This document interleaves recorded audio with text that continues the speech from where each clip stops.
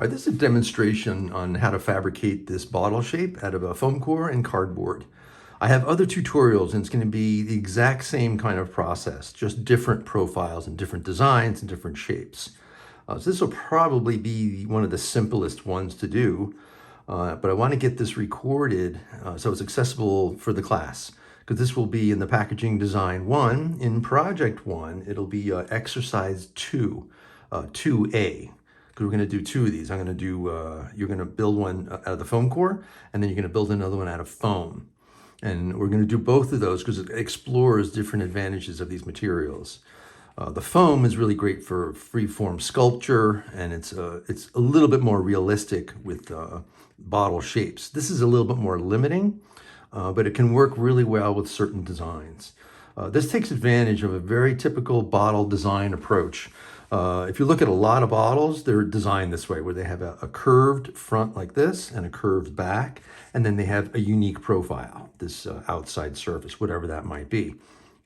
And the reason they have these curved fronts and back, and they keep that only curving in one direction, is it allows a label of any kind of shape or even direct printing or decals to be put on this entire surface. Having this, they call it a ruled surface. By having that, we can put a label anywhere on here, the entire front or just part of it, or you can put several labels on. So it's very easy to deal with as far as labeling and branding. And of course, on the back, you have all your additional information. So it's a really large area. If you do more sculptural shapes, you have to be careful where that ruled surface is. But something like this, we can get a very nice, very beautiful bottle, and it can be completely branded front and back. And another function of this curved surface, and the reason it is curved and not flat, it's to prevent paneling. Paneling is an effect that happens when the atmospheric pressure from the inside and the outside of the bottle changes. For example, if we have some liquid in here and the pressure on the outside for atmospheric reasons is greater, it could squish the bottle, and it makes if the panel was flat, it would dent in. I think we've probably all seen that, and it's kind of unsightly, especially maybe if there's some food in it or something that has dated material. It looks like it went bad. It just looks deformed, and it's not a very nice presentation at all. So at retail, it would look terrible. And then the other effect could also happen, that's where it's pressing in. We could also have the material on the inside, and even the weight of that material, the liquid, can make the panel push out, and it kind of bellies out in an awkward kind of ugly way. So again, that's very unsightly. So by doing this curved surface, it's a very typical design solution for a lot of bottles, curving front and back, we can prevent paneling. So this foam core mock-up technique is really great for imitating that type of approach and then doing any kind of unique profile. So again, we're doing this out of foam core. So this has to come out of a mold. So we're going to have a parting line here. So ultimately there will be draft angles on both sides, and quite often a design like this will have a subtle curve along this whole side except for the bottom and even the top, so it can come out of the mold. We're not imitating that, because that would be a compound curve and that would be extremely difficult to do out of sheet material. But we're about 95% there, shape-wise. We can really see how these things feel. Obviously, we're not going to have that radius around this edge, which would be there in a real blow-molded bottle. So all of these features and ins and outs of the different characteristics of bottle design, this lends itself to working for some of them, but it is very limiting because we are working with sheet material. So I'm trying to show the capabilities of bending foam core and cardboard to get some of these designs to work. Okay, that was a lengthy explanation. So this is what we're going to build in this tutorial. So everybody will get this sheet in class. I'm going to do a demonstration of this in class, but I want to get this recorded so you'll have accessibility to it in case you forget something and you want to refer to it. So I started cutting out these materials. So we have a front and back, and we're going to use a partial slit score technique. This came out of here. And all these internal lines are going to be partial cuts that I'm going to go partially through the foam core. This foam core I'm using is the 1/8 inch thick. It's the thinner. It's really ideal for these smaller kinds of objects. So by doing that, I can get this to arc slightly. And I'm going to just pull on that just a little bit. I have the spacing of these perfs at about 3/8 of an inch. Sometimes I'll do 1/4, and sometimes I'll do 1/8 and get really, really tight radiuses. But this is a pretty good, decent amount to get this kind of subtle arc that we're trying to accomplish with this particular bottle. So then we have that front and back, and I'm going to have a former in the center that we're going to glue to, and then I'm going to have a former top and bottom that's going to create this internal structure, and then we'll wrap the outside with cardboard. So in cutting foam core, X-Acto blade, number 11 blade, is ideal for, this is the only type of blade, size blade I use. And you know, X-Acto is a brand, and there's a couple other brands that are out. That's pretty good to do. You have to be very careful. These blades are extremely sharp. So you do not want to cut yourself with that. I think every designer does it at least once, and they'll never forget it because it's extremely painful.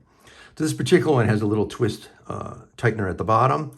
There are several where they have the tightener at the top, and all it's doing is pinching this aluminum fitting that's inside. So always hold the blade out here, put that into position, and I'm holding the blade to prevent this, and I'm turning the bottom without cutting myself and locking that in there. So once you get that in, then we're all set. So I cut out one of these circles also, and that's going to be for our closure. So just to move the process along a little bit, I had cut out some of these pieces first. So let's start with these partial cuts. So what I like to do is do the partial cuts. Again, this is a cut that's only going to go through the top piece of paper and approximately halfway through the foam. We do not want to go all the way through to the other side. If you do, even just a little bit and make a cut, when you flex this, it's going to pop open. It's going to look terrible. We want to try to keep this nice, beautiful, smooth, clean shape all around without showing any of the foam core. This does take some practice. You might have to do this a couple times or even practice on a scrap piece of foam core. So the partial cuts are just these internal lines here. And I like to do the partial cuts before I cut the profile, because that allows me to cut beyond the profile. So it's almost like I want to kind of get my depth in my hand ready, and then sort of go and keep that depth and go to the other side and come out. If I cut the profile first, I have to start my cut right at the edge of the part. And sometimes if I go a little too far or not enough, it gets a little irregular there. So it's just a way I do that. I call it a plunge cut. So I'm just going to take this, I'm just going to push that in, and I'm sort of estimating in my mind. I just want to get through this top layer of paper. And I have to keep in mind that it's only 1/8 of an inch thick. So I'm just going to get in there a little bit. So I'm pushing in, and now I'm going to not push down anymore. I'm just going to apply pressure backwards to here. Now I've done this plenty of times, so I have a good feeling for how that went through. But again, I said it'll take some practice. So I call it a plunge cut. I'm going to push in, get a feel for going in just a little bit, and then come back. I'm not pressing down anymore because I'll probably go all the way through, but I am pressing back very firmly to cut right through that top layer. So we're going to do all these partial cuts here, and then we'll cut out the profile. And all this line work that I have on here was just on copy paper. So I could do all the line work in a 3D file or Illustrator or however it wants to be created. I can print that out, and then I use a repositionable spray mount to put that onto the foam core so we can remove the paper when we're done. Okay, so I have those partial cuts. So now I'm just going to do this curved cut here by hand. A lot of this stuff, we could use it, do it on a cutting table, on the Zun table that we have at school. But I'm trying to emphasize hand skills by having you guys do this. I want you to do this by hand. It's great to learn how to use a knife, cut foam core, do some gluing, work on craftsmanship, and get that all done, and not rely so much on the technology all the time. It's great. We will do that at the same time, but this exercise, let's keep this all by hand. So now I'm going to cut this whole profile. I'm going to start with this larger piece here. Again, I'm going to cut in. I'm not going to try to go all the way through the foam core in one shot, because sometimes it can tear and the foam kind of starts to bubble up and rip. So it can cause some issues. So it's okay to take your time. We don't want to force it. So I'm going to cut around once, and then I'm going to do it again and go all the way through. Usually with 1/8 inch, 2 passes will do it. But if you have a lighter feel, you might do 3 passes. There's nothing wrong with that. It's not a race. The main thing is accuracy and cutting really clean. So when we're cutting through foam core, we want to try to keep this blade perpendicular. We don't want to lean towards one side or the other side because we're going to get like a bevel cut. And this takes a lot of practice. And I still have trouble doing this. Sometimes I'm a little too hasty and I'm not concentrating. I'll get like this bevel cut all around, and that kind of makes a sloppy glue seam more at the end. So we're going to try to keep this straight down. And also I'm just going to turn my blade. We don't want to cut straight up like this and pull back. It'll tear. We do want to lean back to a certain degree. Maybe something like this. If this was the cardboard, we're trying to lean back, maybe something like this. So we have more of the blade cutting and not just a little bit like this, because that's when it starts to tear. So we want to lean back a reasonable amount. And that takes feel also. So I'm going to do all of that. All has to happen all at the same time.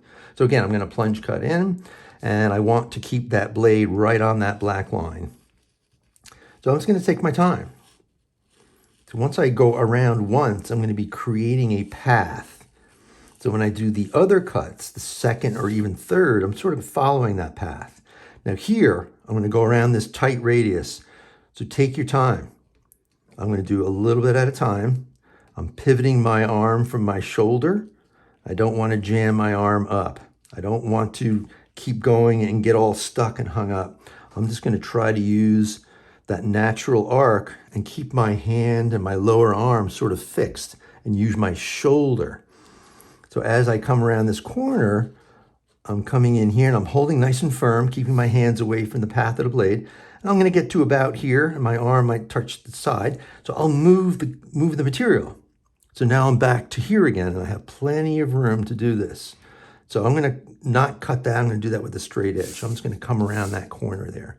So let's...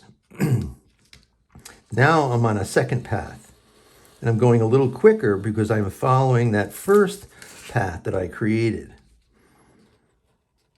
And I'm going to come around the corner. Okay, so now I'm going to move along a little quicker. I have a nice little straight edge here at the top. So I'm getting that blade nice and square. I'm going to come over to the tangent of this radius right here and stop. And I'm going to go right on through to the other side. I'm going to do that down here.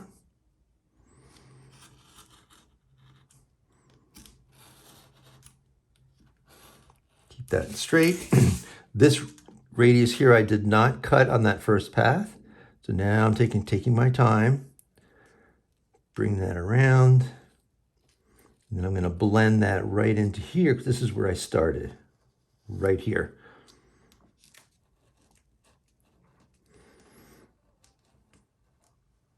Okay, so now I have that cut across there.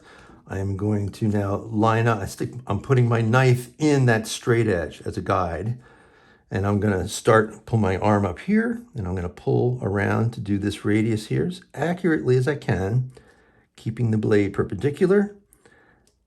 I think I'm going to do this in its entirety right now before I go to the side. You'll discover techniques that work for you, that you're comfortable with. So now I'm going to do this large arc. I'm going to go a little quicker because I haven't created the path yet, but it's a subtle arc. Keep that like this. Another thing I mentioned, I kind of keep my other fingers. So as I'm cutting, I'm sort of running along the material or the table. I'm not just up in the air, freewheeling it like this. I'm sort of using those fingers as a guide. It kind of lets me know, where the material is and how I'm doing it. It's helping me orient that knife a little bit. But these are little nuances that you're going to have to discover for yourself. I've seen some people hold knives differently, where they hold it more like a tool in a shop like this. I recommend more like a pencil, nice and relaxed. Keep my fingers on top. I support the bottom, and I try to keep all that locked together and use that hand kind of fixed as a guide. Okay, I think I just have one more curve here on this side. I think that should be the entire part. Let's see how we did. Okay, so I'll check the back. Little misalignment right here. I'll just clean that out. And this didn't go all the way through. So let's just fix that. Okay, so that's that part. So that came out. And I have these center lines. We are going to use this former in the center. So we want to know where that center line is. So what I like to do is I put them on the original layout, And then I just make a little tick mark here on the side because we're going to peel off this paper.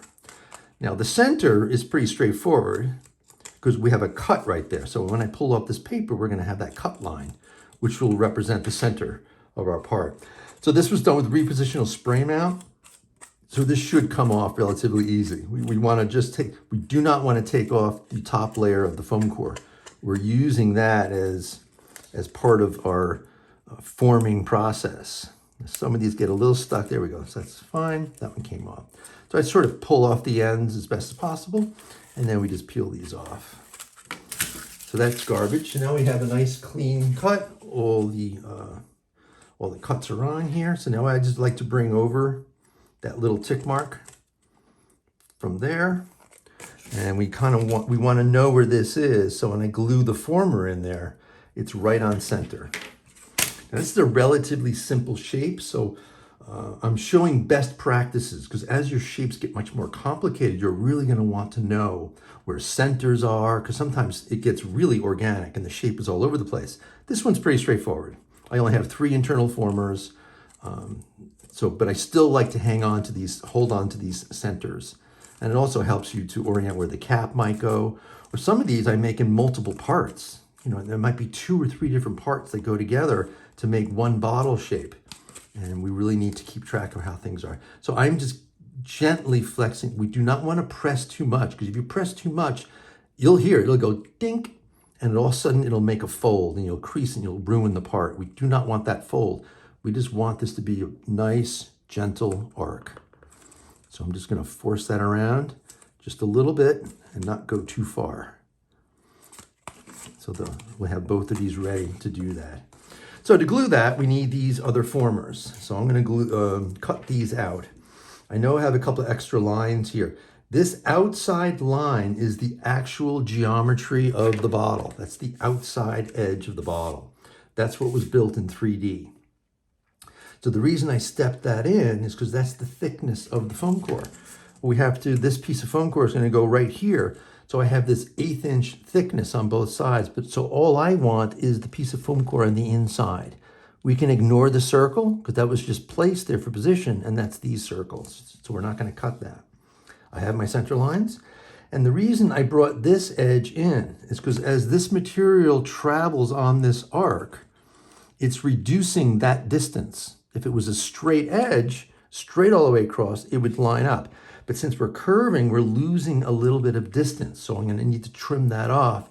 So when I get my former in here, it lines up exactly where I need that. All right, so I'm going to cut out this former part, and it's going to be these internal arcs. So I'm just going to overextend. I'm going to go a little bit further than I need, like I said, to get my plunge cut. Come in there, and I'm just going to cut this arc. Again, all those things I'm thinking about. Keeping the blade perpendicular.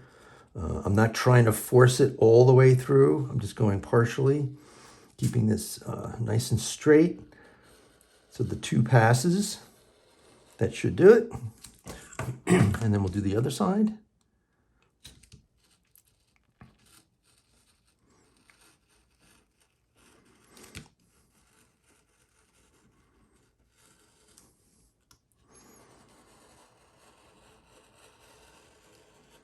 Okay, now these 2 ends that I had stepped in slightly, those are nice and straight.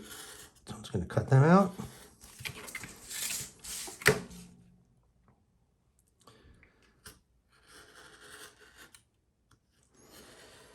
Okay, so that should be nice.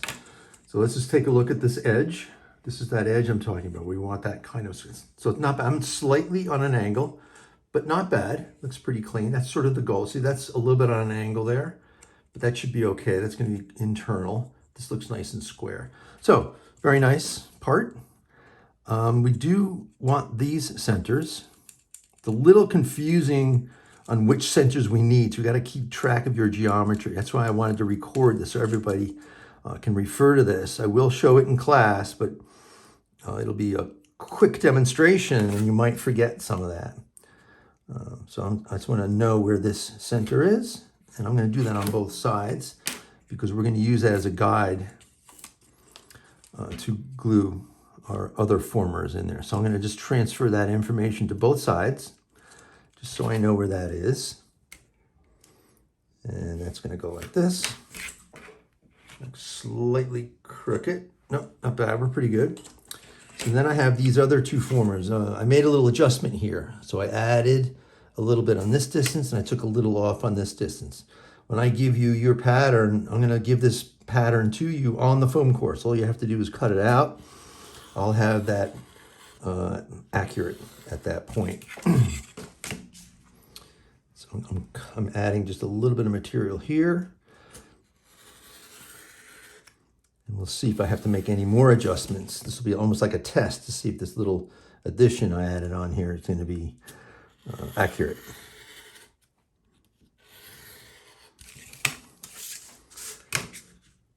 All right.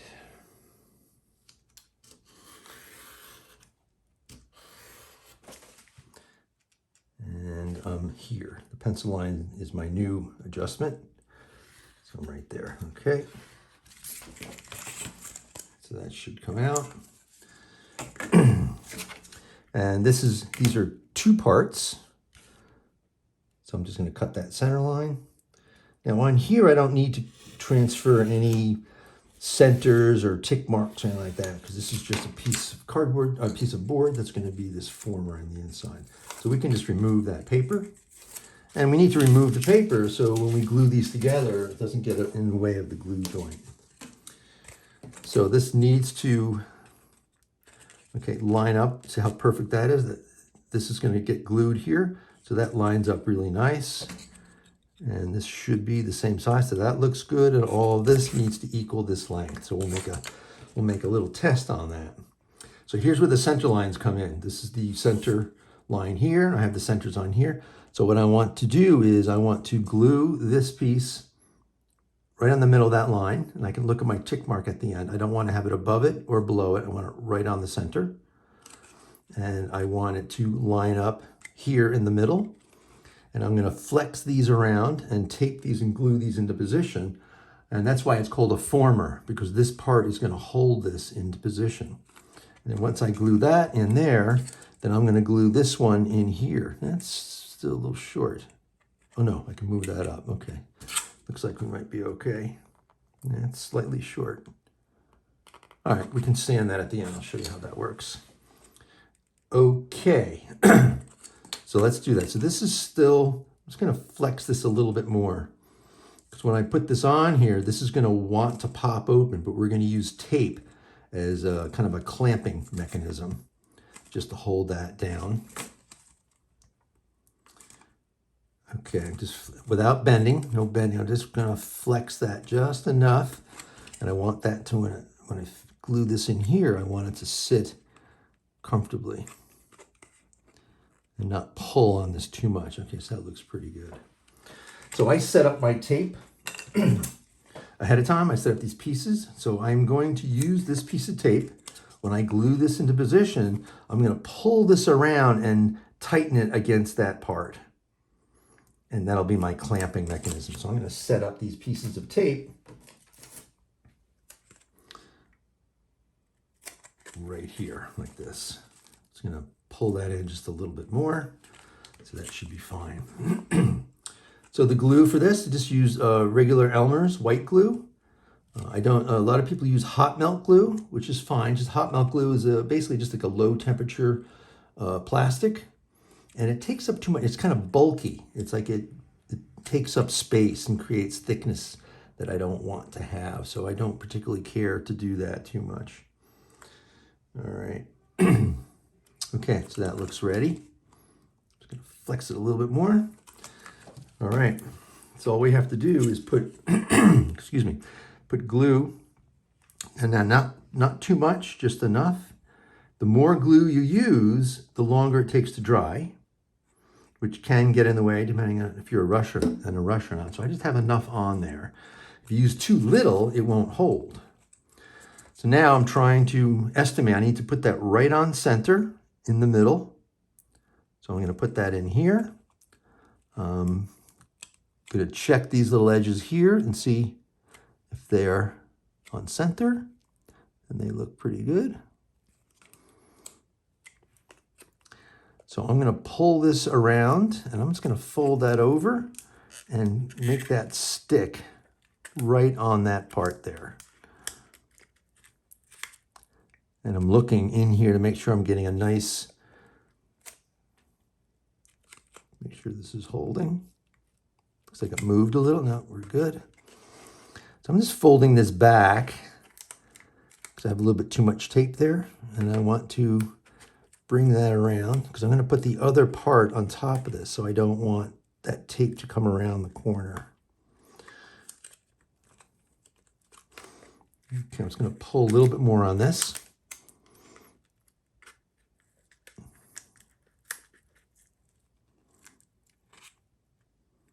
Okay, that's good. And I'm going to pull a little more here. Get that to sit nice and tight right there.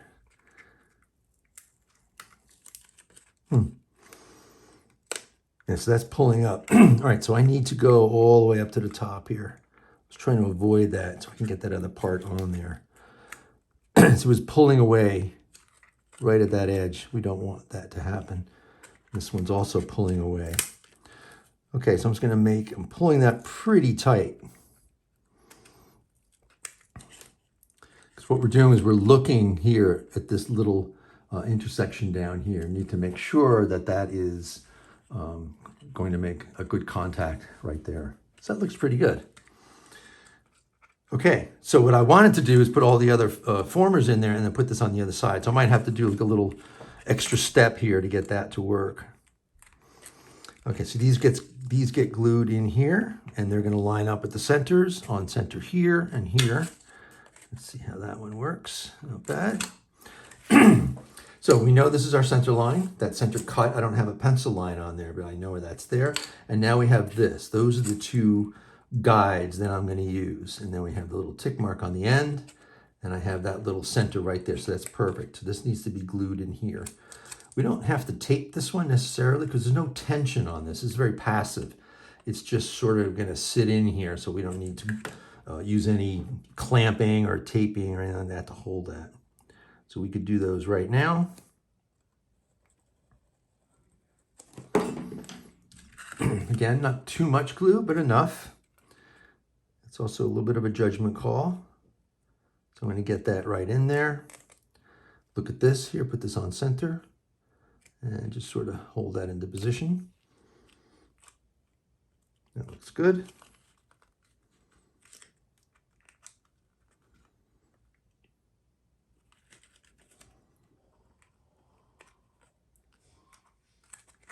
Okay, hold on.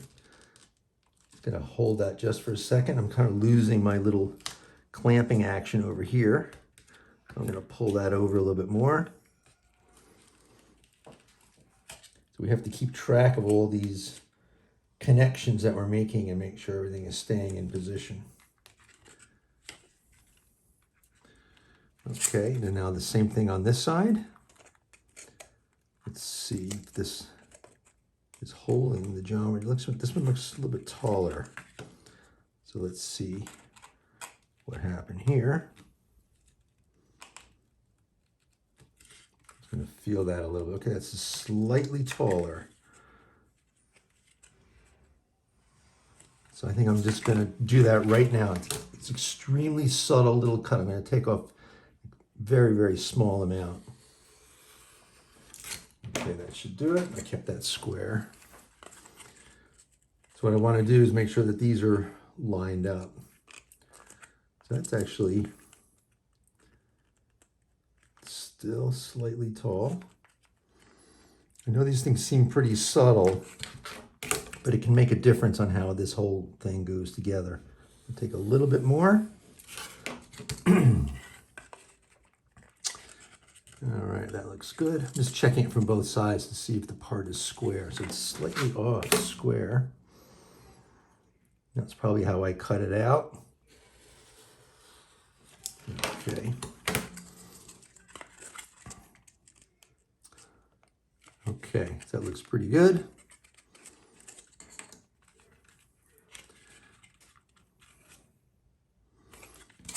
Okay.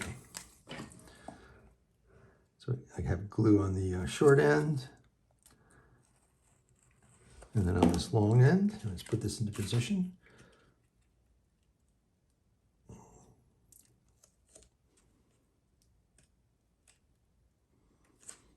And I'm lining it up on the end.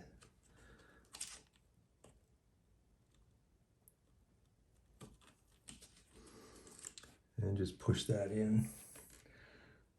So I'm slightly off here on the end, but I'll sand that after I make this complete assembly. We can sand those little areas and get that to line up perfectly. So when I wrap the outside board on there, it'll be nice and clean.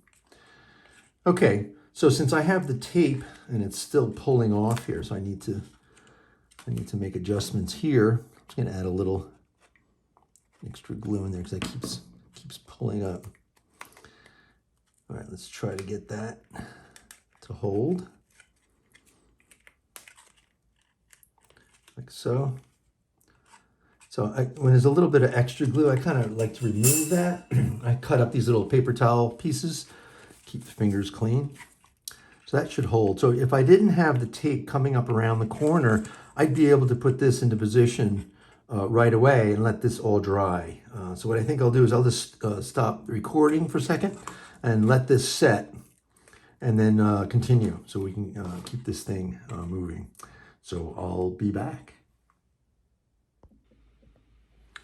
Okay, so I ended up gluing the other half on to make this all come together.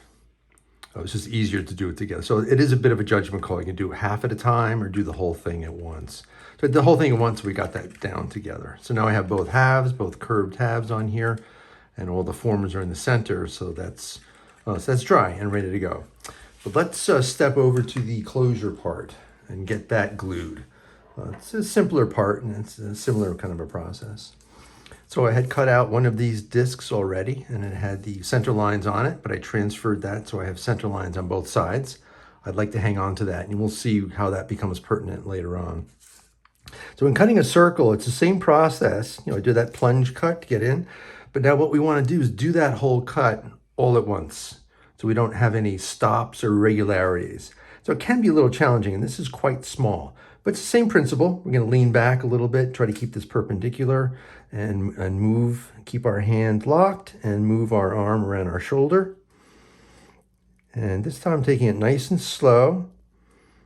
And I'm going to move the material around, keep my hands away from the path of the blade and not pressing too hard. If you ever find yourself forcing it and shaking or pulling too hard or something, stop. Take a moment, find out why is it not cutting smoothly. It should cut like butter. It should be very, very simple and easy to do. Not a lot of resistance. So as I'm coming around the corner, I'm trying to keep that blade up in the air. And I'm not going all the way through. Okay, there, I just completed my first path. So now I am going to go all the way through. Basically, I'm going through the foam, which is very soft. That's easy to go through. And then I'm pushing right down to the bottom piece of layer of paper at the bottom to get that to go all the way through.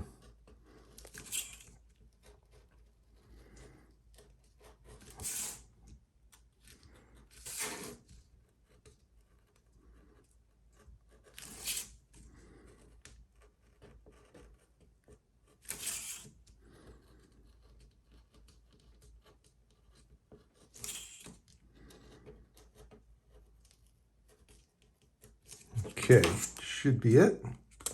Looks good. So I'm just checking my edge, nice and square, looks good. So what I did on that one, I know this is a little tedious, but I'm gonna bring in these center lines. I really like to hold on to those. This is a perfect circle. It's gonna be a cylinder. So it really is not that critical that all these centers line up because it is a circle. So however this is oriented, it really doesn't matter. But this is a good practice to get used to. Because quite often as our designs get a little bit more complicated and sophisticated, we might have an oval closure. We might have something that's not symmetrical. And we really would like to know where the centers are.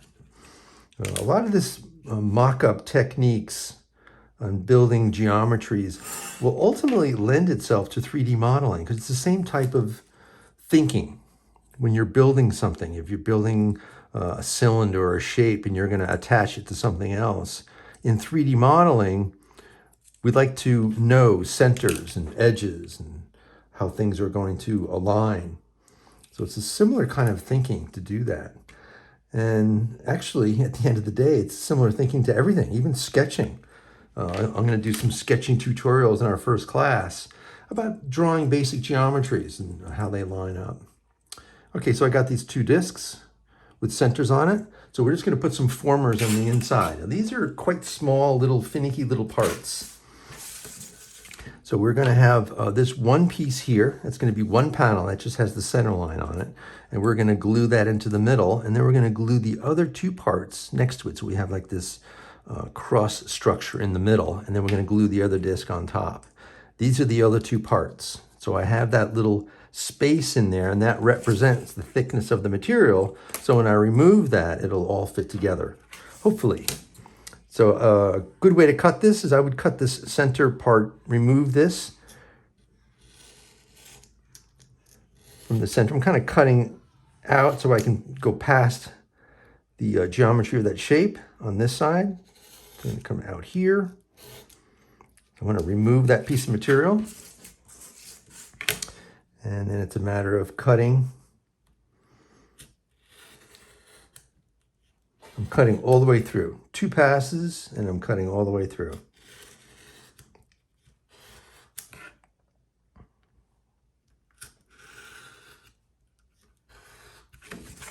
And then if I cut these 2 outside, I'm going past my part, so I don't have to worry about separating the parts on the other side. Because sometimes if we don't go all the way, there's a little piece of cardboard that is left over there. So this should just fall right out of here. There we go. Okay, so I'm a little crooked there. I'll show you these weren't perfect. Okay, it's all right, not too bad. So here, where's that one? I'll show you.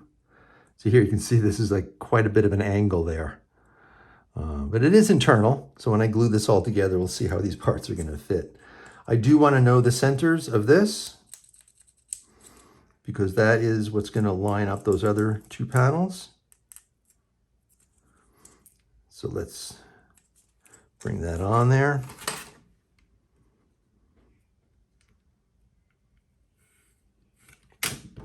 And now I can remove that paper. And I'm going to put that on both sides because I'm going to need to know where that is.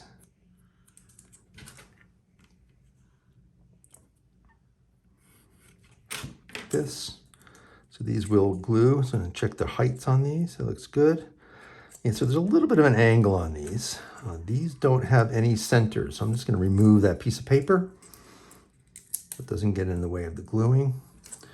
So what we have to do first, and I'll start here, is this is going to get glued right in the middle, and I'm going to align that with all my center points. So I'm going to line that little tick mark there. I'm going to line the one on the other side. Now I can feel this. This is a little crooked because those things are on an angle. But I think I might just get this to work. If I put that one there, and then the other one's going to go on the other side. So I think I'll be able to get this to work. Okay, so let's just glue this together. So, get the glue.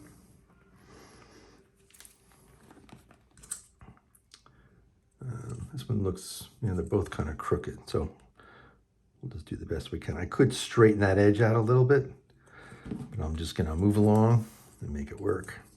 So I'm going to glue that right to the center, and I'm going to align my points at the end here.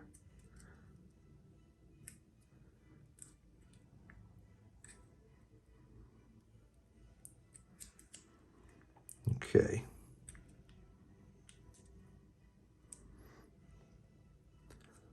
So that's not perfectly centered, but I'm going to take these other parts and use that to help to create this kind of symmetry in the center.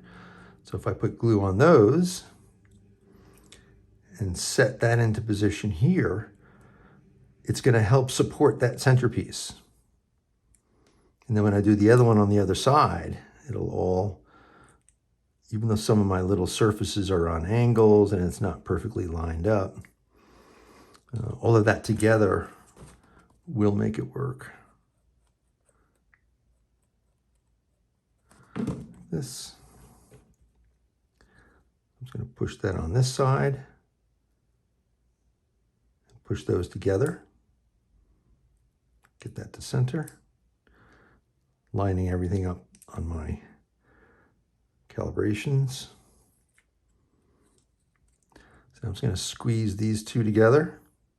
Get them to sit right across that middle. So this takes a little bit of, that's what's good about the Elmer's, the wet glue, Elmer's glue. It gives you a few moments to think about it, and you kind of move them around a little bit to get things centered. Hot melt glue, like I had mentioned before, that sets up really quickly. I do use that, but I use that for very large objects like displays and just things that are very large. Okay, so that gives us that nice center structure. So then all we have to do to complete this part is find the other disc. It's hiding here. And we're going to glue this on top. This, if you haven't guessed, this is making the closure component, which is just a simple cylinder. I mean, being able to make a simple cylinder can go a long way. I mean, a cylinder made like this could be your entire bottle, or it could be part of a bottle, and you could have other components that go with it. So this is sort of a basic setup, which is good to know how to do. Let's see how we're doing here. Okay, it's a little, okay, I'm gonna sneak in with just a little bit of sandpaper here. I'm just gonna,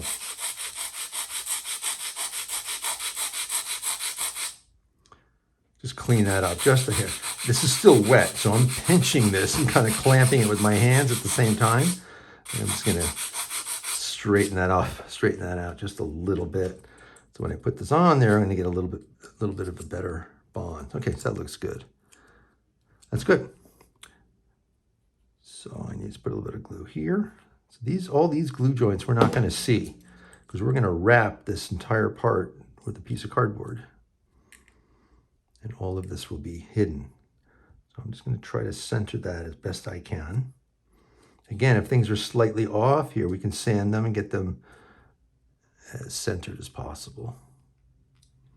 I'm just going to move those around.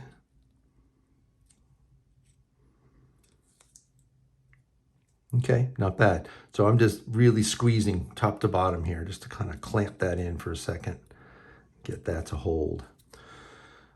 Okay, so while this dries, we're going to go to the other part. And we're going to touch that up with sandpaper a little bit and see how that looks. And we're going to wrap that with paper. So this whole next step now, we're going to be going to the cardboard. And we're going to wrap that around there. So the cardboard, there's several different types. It's about 12 point, they call it poster board, that you can buy at Staples and Duane Reade. It's sort of in their school supply area. It's in a rack. It's not bad. It's a little thin. There is some railroad board that I've been using. They have a better railroad board, which I believe is an SBS. It has a nice kind of a smooth surface on one side and then a rough surface on the other side. It's your typical box board. And I was surprised that Blick had it. They call it railroad board. Usually railroad board is not a very good quality board. So I usually don't buy it. But then this came in and I was like, where'd you guys get this? And nobody really knew. But I like it, so I might even get some for the class so we can use that. Okay, so we're done with the other parts. So since this is all glued together, remember I had a little off here. Let me check these. Oh, this is a little off there. So I'm going to provide these sanding tools. I'll bring these into class. This is a mailing tube that I cut up and I put the end caps back on. And I bought some sandpaper and I glued it on here. I just picked 2 grits that I thought would work. They're kind of rough because we're not making really highly finished models. So I have an 80 grit and a 120 and I just sort of glue that on here so you can use this tube part, and it's good for negative curves. We don't have any negative curves on here, but some other designs I do, and you'll see tutorials with those. And then inside of this, I have a block of wood that I just cut the length, and then I have 2 pieces of sandpaper, the same grits, the 80 and the 120, and these are good for positive curves, which is what we have here, and straight edges. So I'm going to use a little bit of this 120, and I'm just going to just try to get that to kind of level out a little bit. It's kind of subtle, but we're going to wrap cardboard around here. So I want that to sit nice and tight. Let me see how this side is.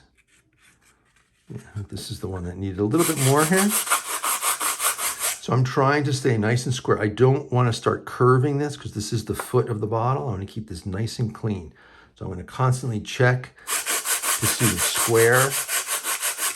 I'm trying to get my arm to just go nice and straight. All I'm really trying to do is just level out that just a little bit. Now by doing that, I'm affecting my radius. So I'm just going to come back, bring that radius into a nice tangent so I don't get that little flat area there. And these are subtle little adjustments that we can make just to get this nice and clean. Because again, that cardboard is going to come around. All right, so that looks pretty good. Now, if you notice, since this is curving, I have this edge is now on an angle. And we want to glue cardboard on here. So if we try to glue from one side to the other side, there's not a lot of surface area coming around here. At the top, we have plenty of surface area. That's nice. But down here, it's going to be a little tough. It's like we're going to be gluing to a pointy edge. So what we need to do is just it doesn't have to be a lot. It doesn't have to be 100%, but just hit off that edge a little bit. Bring this, don't do one edge at a time. Keep them on both edges, and that'll help you stay square. If you apply pressure to both edges, what we're doing is we're just knocking off that edge a little bit. So when I put glue on here, the cardboard has something to glue to. We don't have to go all the way down. I mean, sometimes I've done that, depending on the part, where I make that a complete bevel so I get 100% connection. But most of the time, it's not absolutely necessary, but a little bit of that is very helpful just to take off that edge so it's not a sharp edge. I mean, we spent all this energy trying to make nice square cuts, which is good. It gives us a nice starting point to work with. And in this scenario, in this situation, we want to just break those edges off just a little bit. In woodworking, they call easing the edge, to sort of change that a little bit. So when we put a piece of cardboard on here and we glue that around, it has something to glue to. Okay, so this looks pretty ready. I'm just going to check it's standing nicely. I didn't affect the squareness of it. I do like to check this also. I know it's hard to see from your point of view, but I'm putting a triangle on the front to see if this thing is standing somewhat. Yeah, it's pretty good. That's standing pretty accurately. That tells me that this is relatively square on the ends. Okay, so this is ready to be wrapped. So it's the same board. I'm using that railroad board. This is very close to like 20 point, maybe 18 to 20 point. It's pretty thick. It's actually a little bit too thick for this particular one because I have quite a tight radius here. Quite often, if it's like a big, beautiful curve at the top, this will fit really nicely and go well. But I've got 4 corners here with tight curves. So it's a little bit of a trick we're going to use. When we glue this, I'm going to glue this to the center, right here, actually halfway across there, and I'm going to bring this around and travel around the whole part.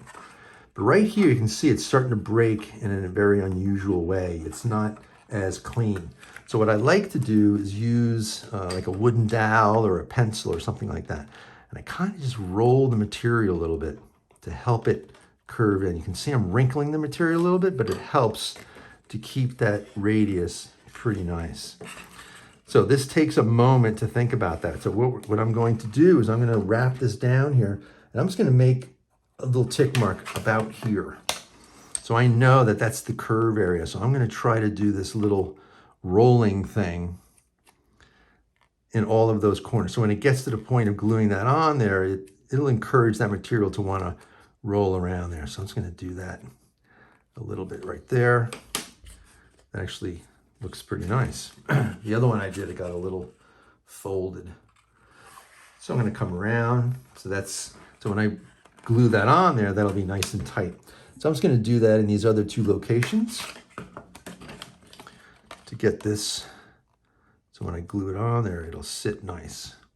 So all I'm doing is putting my fingers in the back here, encouraging the material to roll.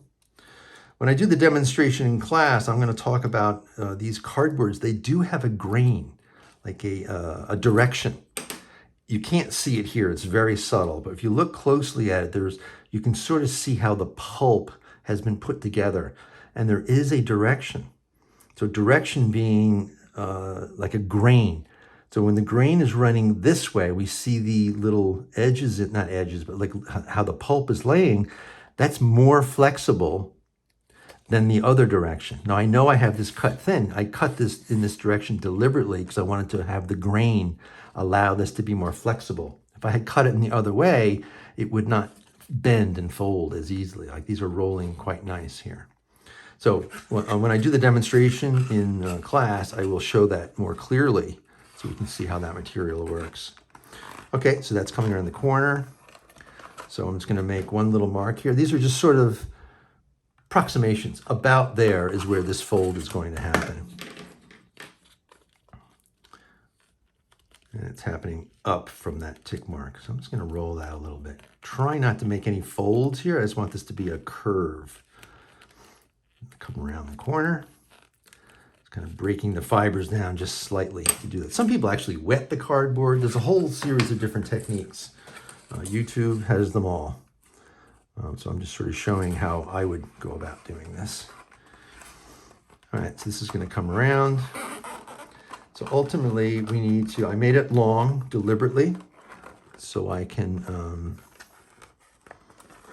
make this final calculation. So I'm just going to pull that in visually, make that pretty tight. And then I'm going to make this calculation right here. Keep that tight. Like that. So that should be square. Now I'm going to go back with my triangle and double check to see how square those tick marks are. So it's slightly off, but I'm going to go with square, which means I'm going to follow the triangle and be square to that edge. And then I'm just going to squeeze that on there when I glue it on to get that to work. So that was slightly off there, but I think this should work. I'm going to check those little rolled edges, see how we're doing. And I think those are fine. Now there's a couple ways to do this. We can put glue around this entire thing and do it all at once.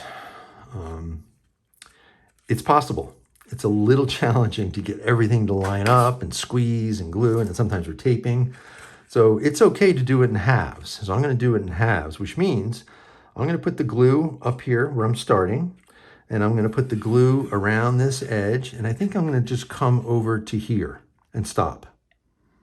So then all I have to do is concentrate on this being glued flat, this half being glued flat, and I'm going to make sure that this is glued nice and tight. And I'm just going to do that by hand and see how it works and get that to line up and let that dry a little bit. And then what I'll do is come back and then I'll add the glue on this last part and then bring that around and then hold the whole thing. So that way I don't have to worry about everything fitting all at the same time. So either one is good. I'm going to try to do it this way. So I'm actually, we're going to the cardboard is going to go on half of this. This is going to be a little challenging. I'm going to put glue just on half of that edge, the half that I'm going to glue to, and then not to the rest.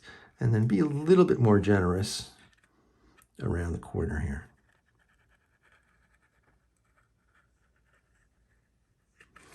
And I think I'm going to do the entire bottom top. This is a symmetrical design, so it's not necessarily the bottom or the top.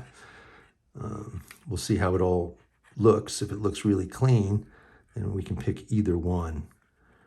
But I'm going to bring this whole part right around to the bottom here, like this. Now, sometimes it's a little bubbly. It looks pretty good, nice distribution. I think I'm going to leave this. Sometimes you can rub it with your finger, smooth it out, but you don't want to take off too much of that glue. Okay, so let's start the process. I am going to, by eye, I want to center it this way because I want some of that scrap to hang over the edge because we're going to trim that at the end and we're going to sand it and make that really clean. So I'm going to try to keep that nice and square as best I can. And I'm just going to hold that. And then I'm going to pull and wrap on this material and try to keep that centered.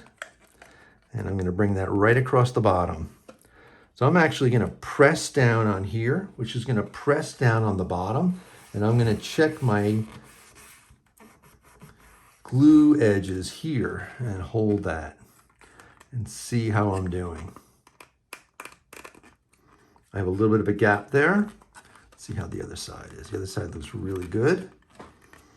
Looks nice and centered. So I'm just going to squeeze here where I had that little gap. So I am pressing down, holding this into position. By pressing down, I'm squeezing that bottom, and I'm just gonna sort of rub this seam over here and make sure we're good. Let's check my rolled edges, and that's not bad. So this is the one part that was popping up. So this is a little bit of an episode. The glue is wet, like I said, so we can kind of manipulate this a little bit as we go. Let's check that edge. See, it's not bad. I'm just gonna put my finger right, it's right in here. I'm pressing to get that to stay. Everything looks really good. So we're looking for a nice bond, a nice tight edge all the way around there. So in this case, sometimes you could just roll this. Now I'm kind of squeezing that edge down, pressing that glue into position, and forcing that in there. So the whole idea would be to hold this, minute or so. I don't want to waste too much of our time doing that, so I'm going to kind of move along and hopefully everything will stay. So like I mentioned, this next part will be just to continue this glue seam. So I'm just going to push that material out of the way, and I'm going to squeeze some glue down in that radius because it's kind of an important bond. I'm going to bring the glue all the way up on this edge and then do the same thing on this side. So here I'm getting a little sloppy because I'm trying to move quickly. Okay, not bad. So I got a little bit of a puddle there, so I'm just gonna push that to the side a little. Actually, I think I might just smooth this whole thing out. I have a lot of extra glue on there. So get your little paper towel pieces out. It's a good example where I have, I only have two hands, so I'm trying to hold all these things and distribute the glue, and get it all to work all at the same time. Okay, so we do need glue now on this half of that little piece on the end there. So I'm going to do that. I'm going to bring this in as tight as I can.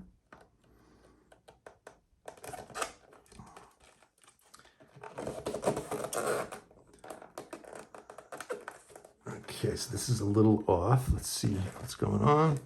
Okay, so I need to bring the bottom around, and then I'm going to bring that top around. Slightly off. Let me just open that up. Trying to pull that in as tight as possible.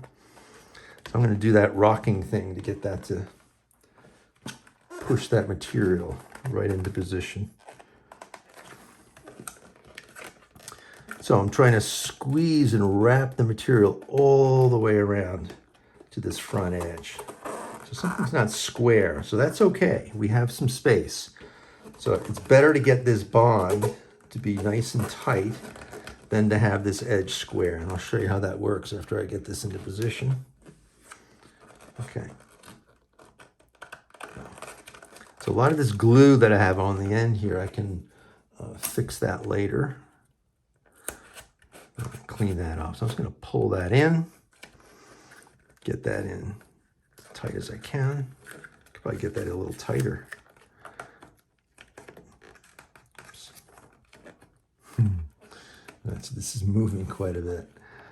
All right, let's go like that. There we go. So I'm getting that nice and tight. Don't worry about this because we're going to trim all that. And I have enough material, so I had a little extra material to do that. Okay. So that was a little challenging because something was a little crooked, probably in my formers or my thing that I sanded perhaps. So again, I'm checking the bondage in there. I want to make sure that this flat surface, so I'm going to hold that just for a second. Make sure that's clean. I have a little bit of a puddle of glue down in here. So I'm just going to use a piece of scrap board. Clean that out a little.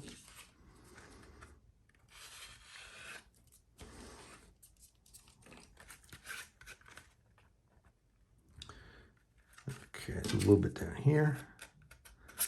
All right, so I have a little bit of gap at the bottom and along this side. So I'm just going to apply some pressure there, be a human clamp for a moment or two to hold that.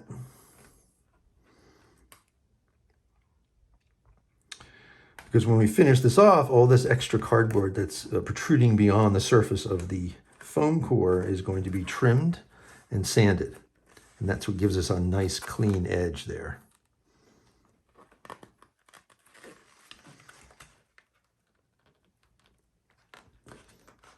Okay, so I'm going to let this dry for a few minutes and get that to hold, and then we'll trim and finish the part. All right, so this is dry now. We have this all the way around. As we can see, this is not lining up. It's perfectly fine because we're going to be trimming all this excess material off. So what happened, this part was built really clean, all one width, and it went all the way around, and something isn't perfectly square and lining up, so it became disoriented here at the bottom. So it's okay. It was more important that we have a nice bond in here, that this is all nicely glued. If I had forced this to line up, something probably would have pulled off. So not to worry about it. Right now it doesn't look right, but when we trim that and clean that up, it'll be fine. So we'll do that in a minute. So I'm just going to go back to the closure, or this little top cylindrical piece. So this is all nice and dry with our little formers on the inside. So all we have to do is wrap this piece of cardboard around the outside. Just going to form that edge a little bit. So we're going to put glue around this whole piece. And again, I'm going to put that halfway over that center rib there. So I'm just going to check this. This is deliberately a little bit too long because sometimes these cylinders come up in slightly different shapes. So I'm just going to bring that all the way around. And I want to mark where that is. And then trim that, and then we'll glue that into position. So let's double check that with triangle. So I did the 2 marks to see what it is. I'm just going to double check to see if it's remotely, yeah, it's pretty square. Okay, good. So I'm going to make this nice and square, and I'm following my 2 tick marks. So that sort of tells me that that should line up nicely. Let me wrap that around. Okay, so I'm just going to roll this elastic. So we want those to stay down as nice as possible.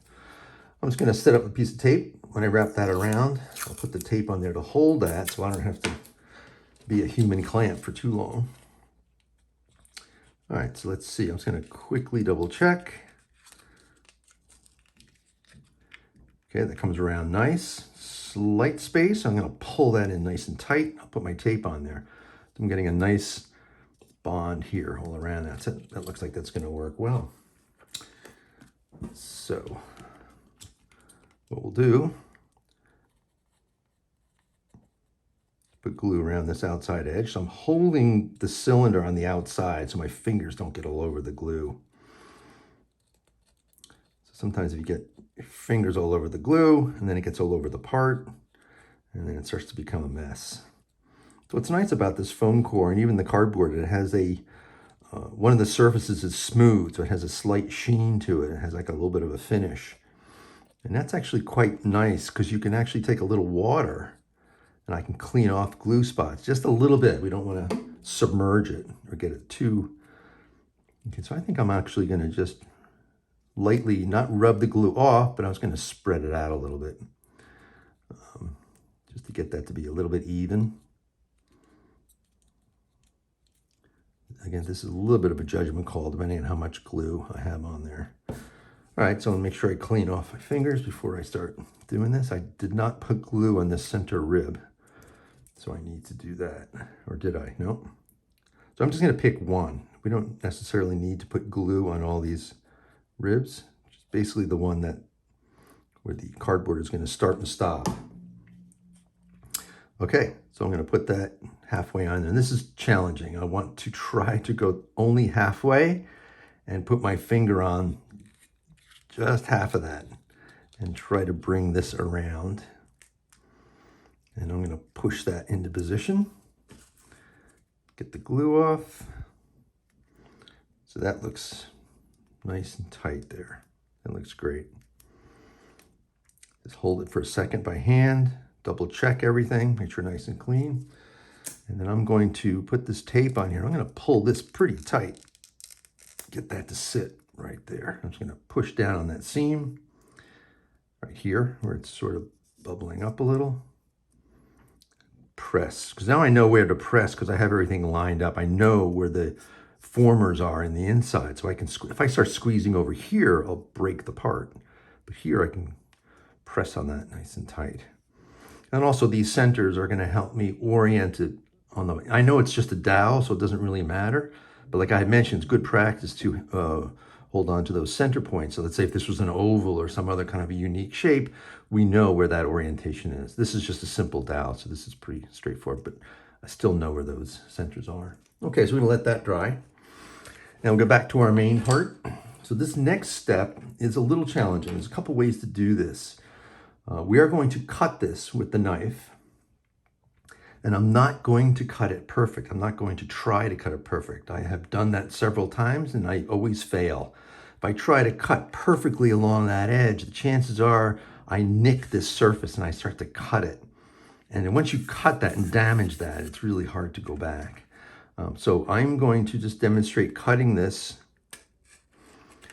I'm just pushing it in nice and easy, and I'm going to pull the blade. This is like, cutting a pear or an orange or a skin. It's this kind of finger action, the thumb. I know I'm left-handed, so you have to kind of make believe you're looking at this backwards.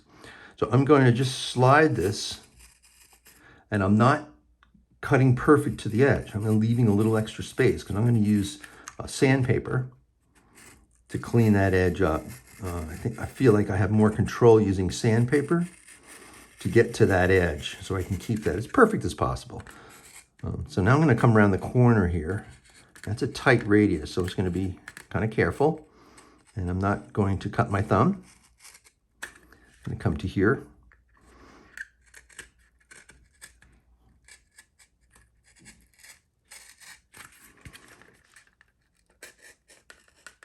Okay, now I'm going to try a different way. I'm just going to hold this. I'm not going to use my thumb. I'm just going to hold the bottom. And I'm just going to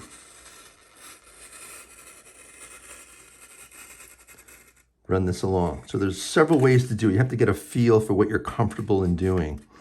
Above all, be safe, don't cut yourself, and then try to keep your part as accurate as possible. So however you want to do that is fine. Okay, so I might even come back with the knife and just clean that up a little bit because that's a lot of sanding to do. But that's essentially it. I'm going to just do that on both sides. So again, I'll do this kind of a plunge cut in here, staying away from my surface.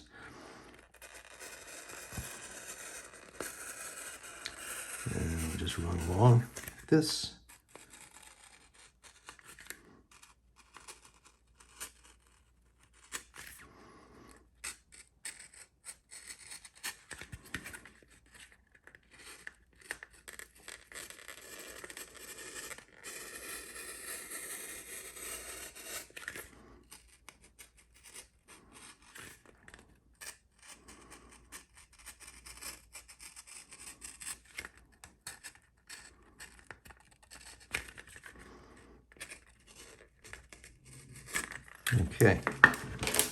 Okay, throw that away.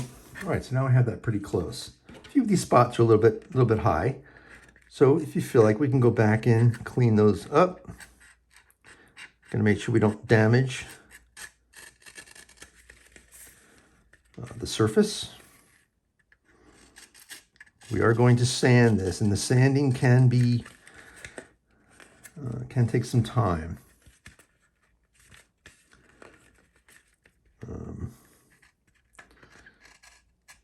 So it's a combination of how much you want to cut off and how close you want to get to that surface. It's a little high here. Just going to trim that. So I'm getting pretty close there. Okay, not bad. All right, so we're going to use our sanding tool. I mentioned I have the 80 and the 120. 80 is a bit rough. I tend to use this more for rough cutting in foam, because this does remove quite a bit of material, and this subtle little paper edge here, this will really make it quite rough. So I recommend doing the, this is 150. I thought this was 220. No, it's 150. Okay, so this is not bad, and you can even go finer. If you want this to be really nice and clean, you could go to a 220, and that would be really fine and give you a nice clean edge. But I don't want to spend too much time doing this. So I'm going to sand this edge, and what I'm going to do is I want to sand it in such a way that I'm not going to damage this surface. So this is curved, so I'm going to pull off center slightly and sand just this edge and not scrape this front surface. It takes a little bit of practice, so take your time in the beginning. So I'm going to move along here pretty quickly. You can see I'm not on the surface, I'm just slightly off. Once I get a feel for that angle, I'm going to go pretty aggressively to get that into position. Okay, so this, as you can see, can be a little time consuming. But this is the finishing touches. This is where the craftsmanship and patience and the care comes in to make this, just to make it nice. It's like we have to want to take that time to make it really clean. I find it rewarding when it's all done after you do that. It's just a really beautiful shape and it's really clean. I just enjoy that. And so try to get that, strive for that moment. Okay, so I'm going to continue this around. I'll put this on hold and I'll do the other side and get that nice and clean. And then we're almost done. We'll clean this up. And then I'm going to make that the bottom because I got that crooked parting line on there. And then we'll glue the closure on and clean that up. Okay. Okay, so I have all this sanded down now, so it's really quite clean. Turned out well. I just brought in a center line here. I'm going to use that as a guide to glue this into position. But as we noticed before, I had this glue seam is really crooked because the cardboard didn't wrap perfectly smooth, so it's a little off down here. So I think I might just cut out like maybe a round piece of cardboard or something to cover it, because that's really bothering me. It makes it look like it's crooked. But I think it's actually pretty square, except for that. So if I don't look at the bottom, it looks pretty good. So that bothers me. So I'm just gonna put a little patch on there to get that to work. But it actually stands nice and square. And I think I checked with the triangle, the front and back. So not bad, it sits pretty well. All right, so that's ready to go. So this is dry. So I'm just gonna remove that tape. You just have to be careful removing the tape. We don't damage the cardboard. So I got a little bit of glue on here. So like I mentioned, there's a little bit of a finish on here. So I'm just gonna, I have one of these little paper towels just with a little bit of water. We don't wanna drench this, but we can sort of just clean off that glue a little bit. I'm just gonna do that before I glue this into position. And I guess the ends don't really matter that much. So this cardboard actually lined up pretty well. I mean, it's slightly up, but I think that's okay. If it was a little off, we could get in there and do that sanding thing again, but it looks pretty good. So I have these center lines on here. So I'm just going to bring up two of these like this so I can see them. And I'm going to use that as a guide. I'm just going to kind of do this by eye. We could measure to make sure that's centered, but this is going to go about here. So I'm just going to look at that, make it look, see if it looks pretty centered. Okay, it's not bad. It looks good. Okay. So sometimes we have curved edges on the end of the bottle, so we have to do some contouring on this part to get that to work. It's a little bit more challenging. I kept this one simple, so we can just get the basics down on how to construct some of these. But I have other tutorials that show how to do that kind of sculpting. All right, so that looks pretty good. So all we need to do is, I'm not going to use a ton of glue because it'll probably ooze out a little bit. I'm just going to keep it kind of into the center. I don't want it to squish out all over the place, so I have to clean it up. So maybe about like that. Find my center points. And I'm just going to kind of eyeball that. And I'll look at it from two different, that's a little off center. So I'm just going to move that over. Get that tick mark centered. Okay, looks pretty good. So I'm just going to press that down a little bit, get the glue to squeeze out. All right, so that's good. So it's actually It's quite consistent with the other one. We followed the same plan. See that line at the bottom is straight and this one's crooked.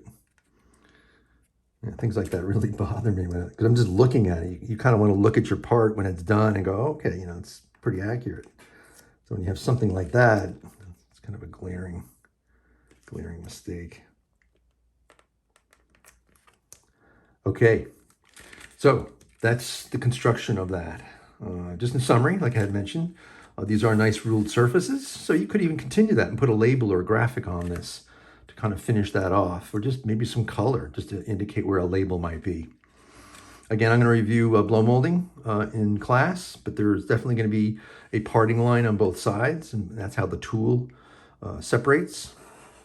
But we'll talk about that in class and how to design bottles that work with manufacturing and production. Okay, excellent. So that's the end of this tutorial.